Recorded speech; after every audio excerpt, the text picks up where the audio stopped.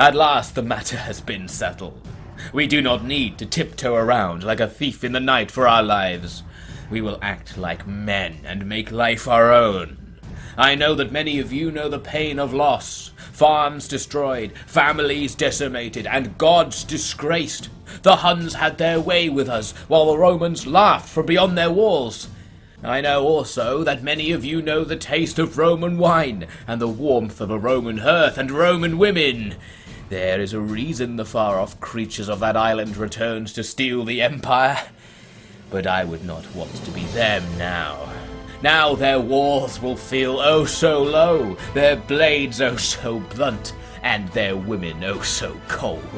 For their horizon is filled only with the righteous, the vengeful, the brave, the powerful. The people they spurn shall return with axe and spear in hand, and claim their turn on the throne of this world. There will be farmlands for all, homes for all, security for all. We need only take it from an empire that stands only by the bounce from its previous fall. They hold the bread amongst a crowd of the hungry. Divided, they will fall, and united we will rise, standing on the corpse of the betrayers to take us out of this darkness. Forever. Forever, I said. We will march to the new lands and prosper. I will lead you there. I will fight every fight at your side. Because with such a fine people to lead, I am but a king among kings. Together, the empire will be ours.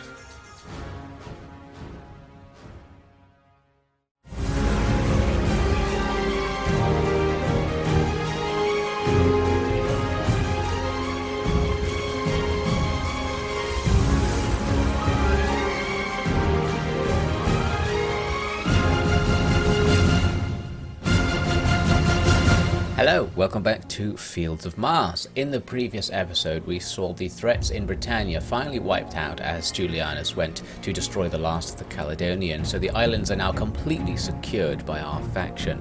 We created a new faction, Asia, a new Roman faction to defend Thracia from the south against the Sassanids. We fought countless rebel armies, including one instance where we had to actually go in and do a proper fight, but in all cases we were successful.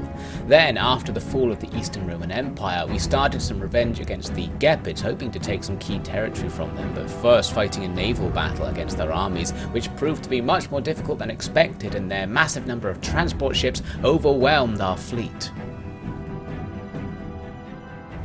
So here's the result of that fight. Our fleet pretty much taken out, but Theodosius getting away alive somehow. Technically he should be dead because at the end of the fight his ship was on fire and sinking, but it just doesn't work like that. If you quit the battle before he actually dies, he just appears as being alive on the campaign map.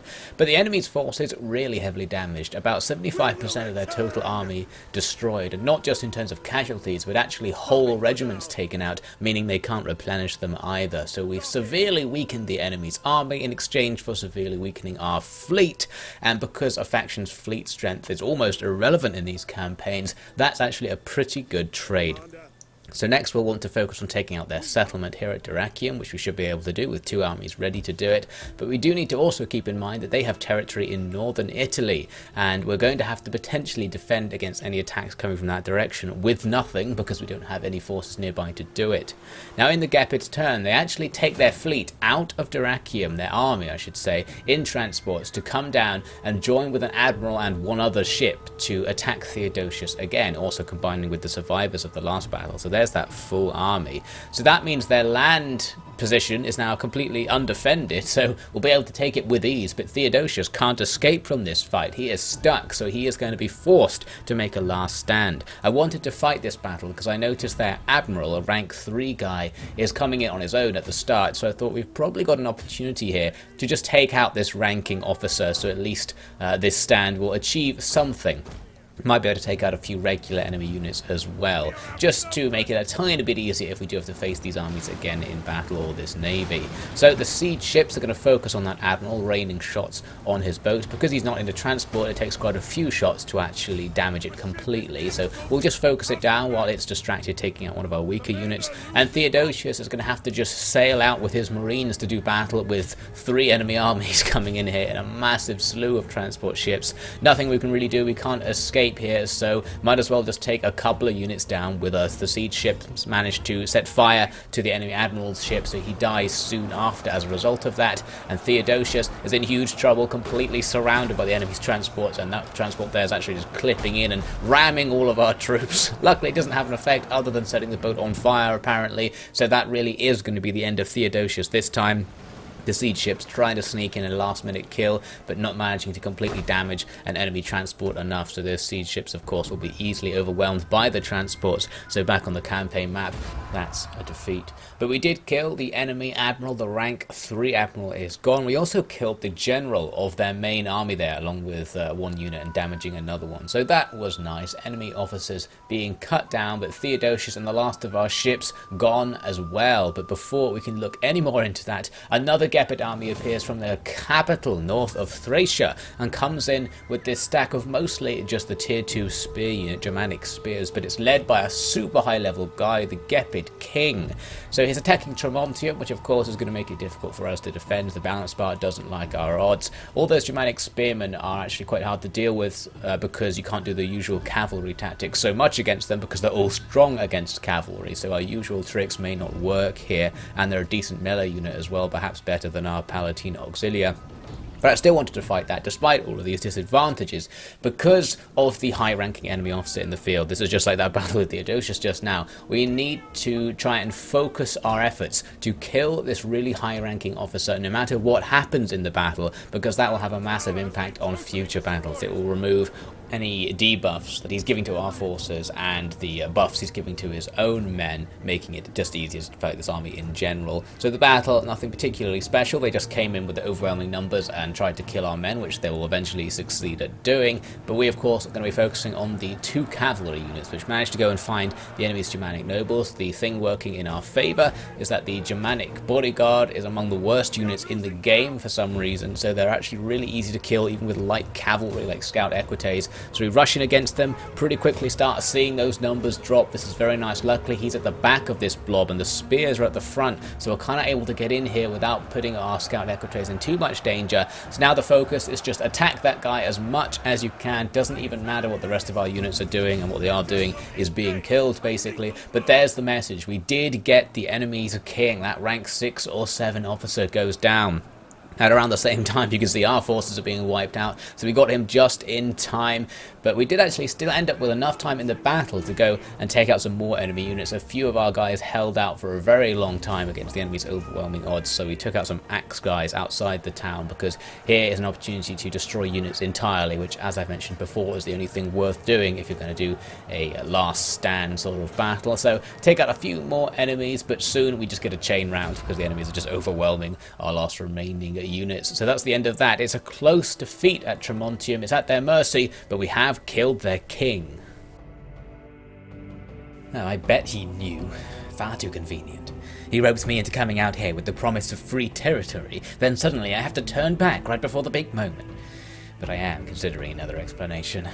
It is possible that Mars was rather displeased with the idea of conquest without war, so he has sent me an army to fight before I see any rewards out of all this. It only makes sense if we assume that Mars has already forsaken Talus, but that's not such a stretch. Being favoured by the gods comes with its downsides then. They always expect you to be greater than you already are. It'll be good for us though. And it would be nice to get Aurelianus to owe me a favour. His little colony at Marcianopolis is probably dead meat without me.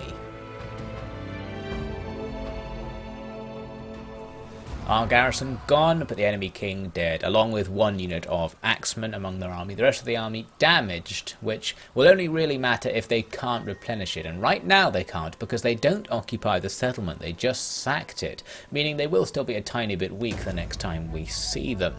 So now we're going to hack through the news at the start of the next turn. We get confirmation that Theodosius is indeed dead, and the Gepid king is indeed dead, and there's the confirmation that he sacked the settlement. Hack through some of the agent news here, which I usually just ignore, to get to a more interesting piece of news, which is that there's now a famine in our lands. You can see at the top of the screen our food supply is now red. I think the sacking must have caused it to just dip below, so now we're in big trouble. We've also got more rebellions coming up, but that is nothing new.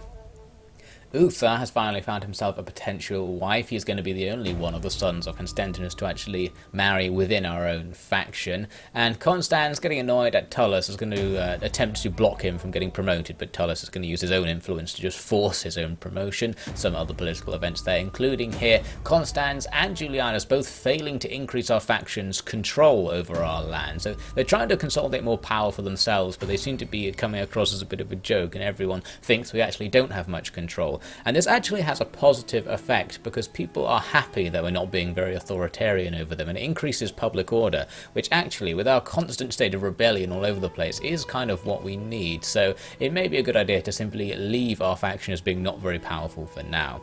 So anyway, it's time to focus on the matter at hand, the two matters at hand, one being the war with the Gepids, the other being the famine. First, we can move up with Tullus and take Dyrrachium, the settlement that we wanted to fight the Gepids over, but they just abandoned it, so we'll basically just steal it for free here. And Constans is actually in reinforcement range as well to make that super easy, so we just crush our way in there, and Tullus is going to occupy this settlement. We do actually need it because it's part of the province of Macedonia, which Thessalonica is also in.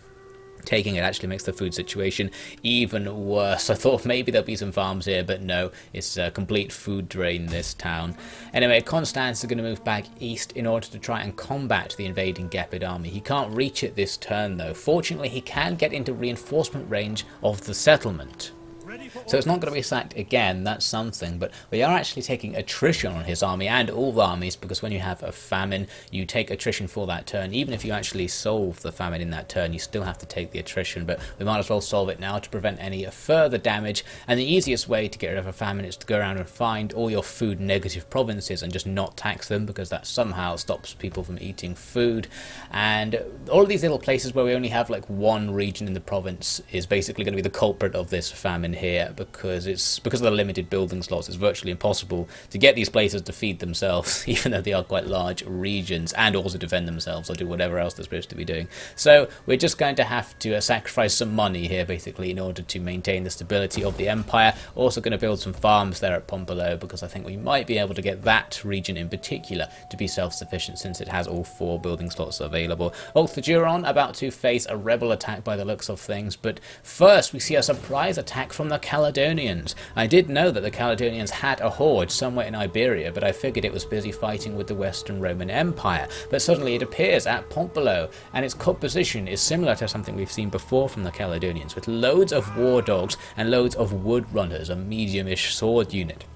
So it's a pretty big army, and the balance bar's super far in their favour as a result, but its composition suggests that it can be defeated in the right circumstances, because the AI doesn't know how to use war dogs, we know from previous experiences. And they actually split their army up into a sort of dogs-only division and then an everything-else division attacking from another direction. And I noticed here some random birds appeared in front of these dogs as they came along, so a very animal-themed advance from the Caledonians here from the south. And there are all the wood runners coming with some of the cavalry and the general to attack from another direction. We're just keeping a really tight perimeter here, abandoning most of the town to make sure that the dogs don't get around behind our units, because that's where they might actually be able to do some damage. The enemy was nice to us by sending in the cavalry, of course, to come and attack with our spearmen. I had these Legio here, and I thought they might be able to throw their darts over the top here because they're on a little slope, but they do inflict a decent amount of friendly fire on my own spears, so that is all well and good. Dogs rushing in now to fight the spearmen from the front. The spearmen will lose absolutely nothing in that engagement, that's fine, although we do see some of the local townswomen running over to start hitting the dogs with sticks. This proves to be a very poor decision. Not sure what they were thinking. Maybe they thought they could take that huge blob on their own, but apparently not, as it turns out. So we can see the enemy basically being heavily choke pointed here. They're just sending all their units in to attack a couple of ours and basically forming big queues in the street. And these war dogs all over the place are making it difficult for their own units to move, because I think war dogs aren't passable to units on your own side. So they get kind of stuck behind the big groups of dogs waiting for them to get out of the way. There's another group coming the wrong way for some reason. I think they were released far too early and just ran around the town for a bit. Here I've got a barricade set up. Going to do the classic Legio trick of throwing darts at a unit at point blank range, taking friendly fire from my own archers as I do it, but still very effective. The units behind are taking javelins. The enemy have some jav-cav throwing over the top of the barricade and killing my reserve troops here until I finally notice and put them in a testudo. But anyway, you can see what's happening. Everyone's just getting bunched up on these choke points, so we'll just get the grind going here. But the Caledonians do have this trait, I think it's called raiding or raider or something, which basically means any buildings they walk past get set on fire. So fires are spreading throughout the settlement, and they've even managed to burn our little amphitheatre in the centre, or at least part of it, somehow. Not really sure how they managed that, but it did seem to happen. So that, of course, is going to debuff all of our troops, because the damage to the settlement dispirits them. So that will make this harder to win, but still, look at all these dogs blocking their own troops from attacking us. This is great for us. We're going to kill all those dogs easily, and the dog handlers will go down easy as well. The stables are aflame! Damn barbarians! My mother used to keep a horse there. I'll show them for vandalizing the property of honest folk. The theatre is aflame! Cultured dogs. We'll show them the cold steel of better men. I won't let them dishonor our way of life. I'll fight twice as hard. The temple is aflame! Insolent fools! Now the powers of the gods will flow through me as I take their revenge. I won't stop until every one of them is dead. The brothel is aflame! What? No! Then what point is there in living anymore? Let them strike me down, for truly this world is empty to me now.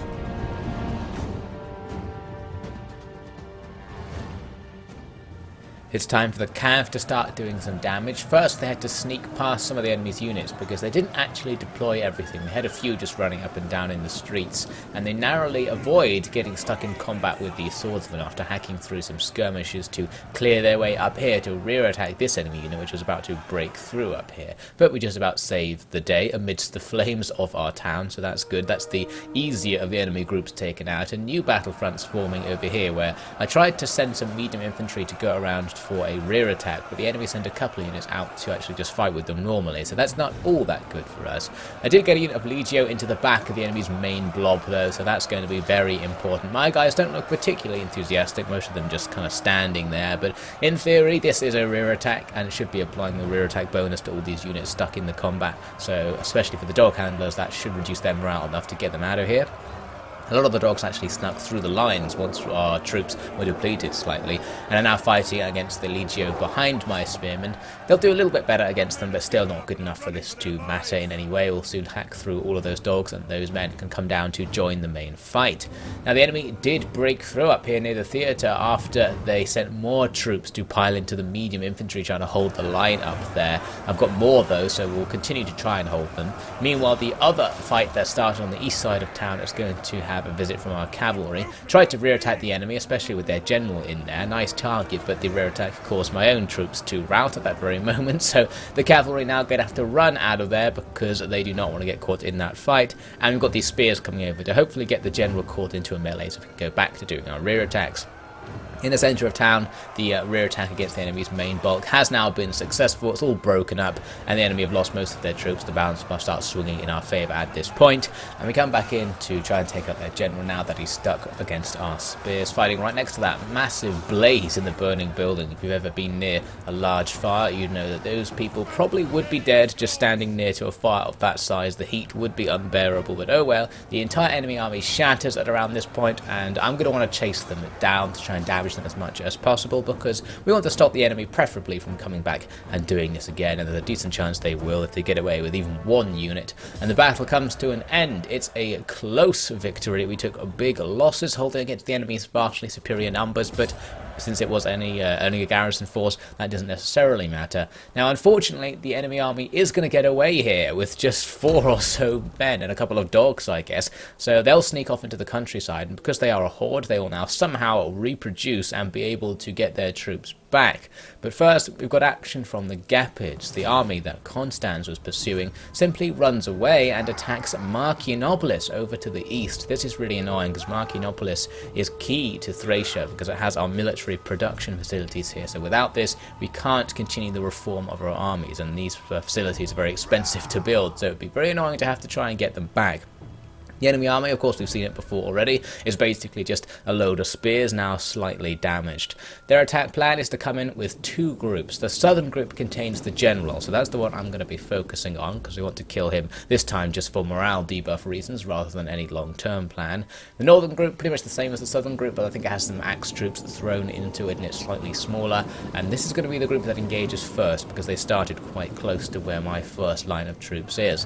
They send in cavalry to fight our spears, always a bad start, and they're going to go with this plan anyway, so that's nice for us. But all these infantry are then going to come in to support this fight.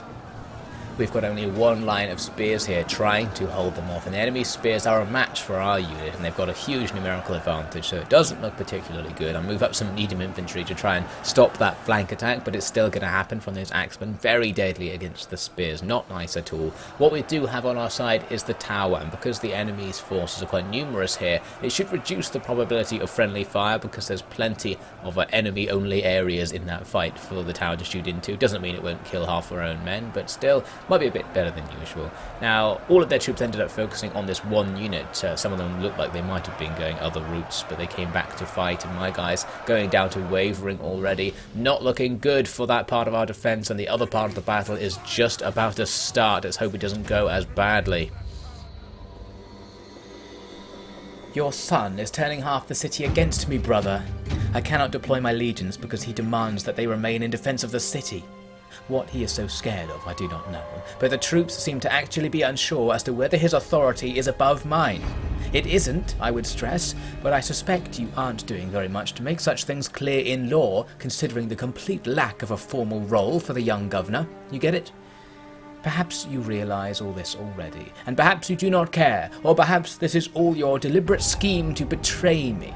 At this point, the implications of all this don't even matter to me. I just want to know what it is. Where do I stand, Constans? Where does a rogue consul fit into your little kingdom?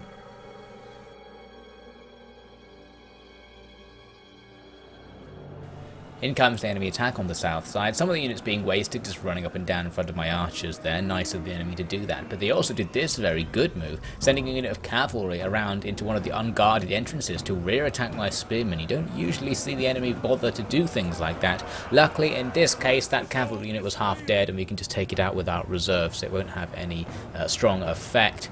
The enemy are, though, breaking through on the north side of town, destroying that initial spear unit. My legio have arrived to try and distract the enemy, and this is going to work quite well. We can make the enemy fight with these legio instead of pressing further into the town, and most importantly keep them off the tower capture point, so the tower keeps killing them for longer and longer. At the same time, my cavalry are going to make their attack here on the south side. The fact that the enemy are basically all spearmen means this is going to have minimal effectiveness in general. My cav are going to get stuck on spearmen wherever they go here because they're just everywhere.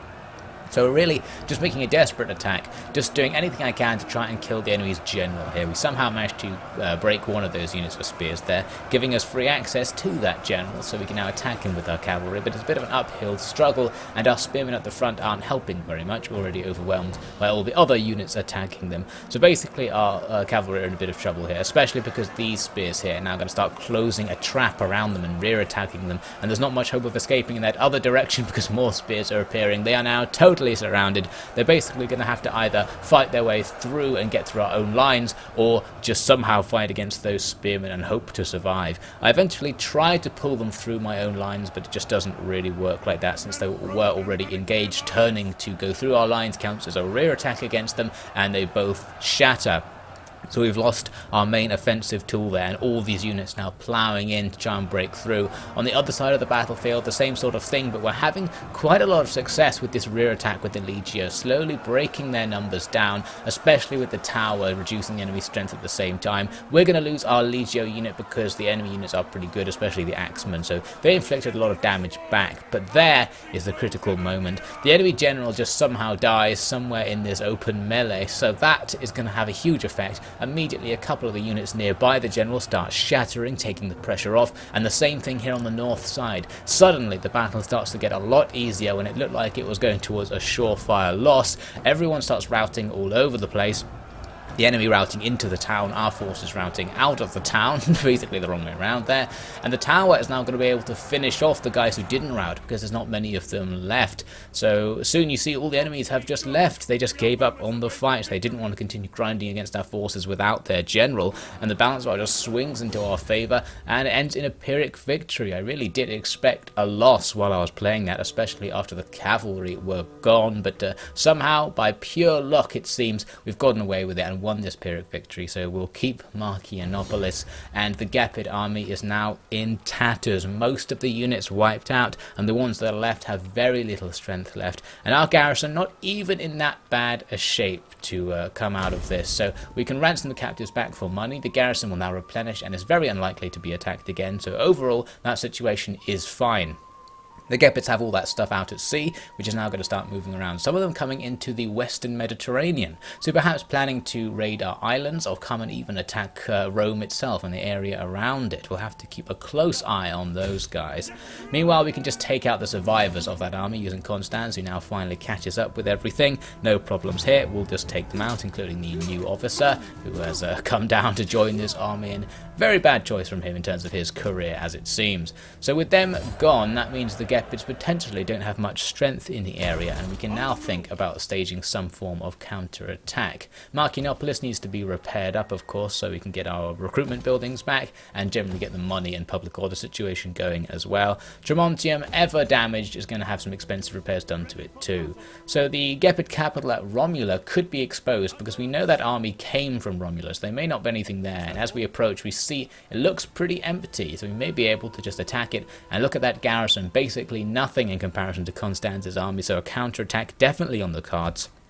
And Tullus also going to take part in this counterattack, because I noticed that he can make it all the way up into Illyria and attack the next settlement over. The only question was, are they going to have another stack here? Considering we've already seen 2 or 3 stacks in the area, they probably didn't have another one hanging around, and indeed they didn't. And Tullus can move in right now. He has an onager in his army, meaning he doesn't have to wait to do a siege. He can just auto-resolve the enemy's tiny garrison out of existence. So this is a nice start to our counter-attacking strategy. Going to steal this settlement. It's on its own in its province. The rest of the province is desolate, so that makes it a prime contender to put another faction down to manage it for us, because they won't have all the public order problems that we would have. So we're going to create Illyria, a new Roman faction who will just hang on the coast there while the rest of Illyria itself is destroyed. They may go and rebuild it over time if they're lucky. It depends if the Huns are operating in the area and planning to do any more damage.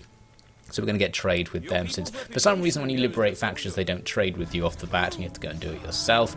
Now finally for this episode we're going to switch over to Uther. He's doing his usual rebel killing duties. They're just taking out an army near Pompolo, and I realised that he can actually attack the final Caledonian horde, which is still just standing there. They haven't recruited any troops or anything, so we're going to chase after them. They flee into the Western Roman Empire's territory, but I remembered I have military access with the Western Roman Empire, so that's no problem. I even spot a Hispanian army over there to the west, so it looks like the Empire might be about to lose some territory to those separatists. But anyway, Uther of course easily successful against the last of the Caledonian forces, so that is going to wipe Caledonia out as a faction once and for all when we get confirmation in the pop-up messages here. So our old ally and puppet state is now done.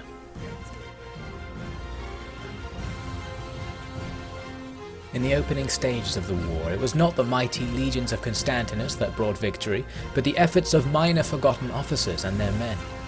At sea, a de facto retired senator gave his life and his fleet to cripple the Gepids' military power in Western Europe. In the east, it was the sacrifice of the independent militia groups fighting to protect Thracia that stopped the Gepid warhost from gaining a foothold on the Roman side of the Danube River. but the formal histories of the time were being written by those who wished to claim such achievements as their own, and so the names, let alone full details, of the true victors remain unknown, although attempts to find and recover the sunken Roman fleet are underway.